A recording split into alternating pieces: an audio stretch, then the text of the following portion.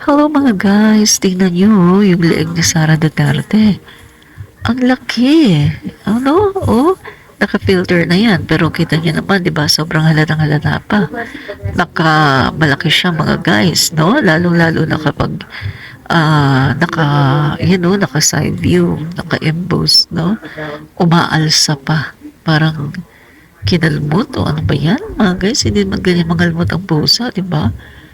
Parang ano yan?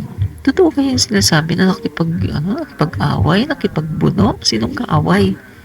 Oh, mga guys, di ba? Di ba, 2 weeks ba siyang wala? 2 weeks or 1 week? Tapos, pag-appear niya, ganyan meron siyang parang malaking kalmot sa leeg. Tama kaya yung sinasabi ng mga marites na nakipag-away daw? Yung sa asawa?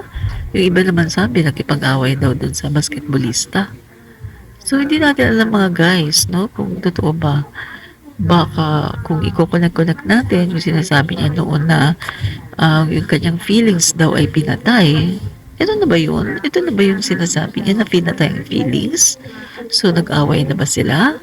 So, hindi natin alam mga guys kung ano ba talaga, no? So, makikimarites na lang tayo ulit. Kita nyo, ang laki guys, oh. Oh, ang laki. Yan, kinuha ko yung video na yan doon sa kanyang supporter, no? Sa supporter niya yan, no? Kinuha ko yung video na yan. O, kita nyo, laki guys, no? So, ano yan? Sarah, nakipagbuno ka ba? Totoo ba yun, nakipagbuno ka sa asawa? Or sa basketballista? Ano totoo, no?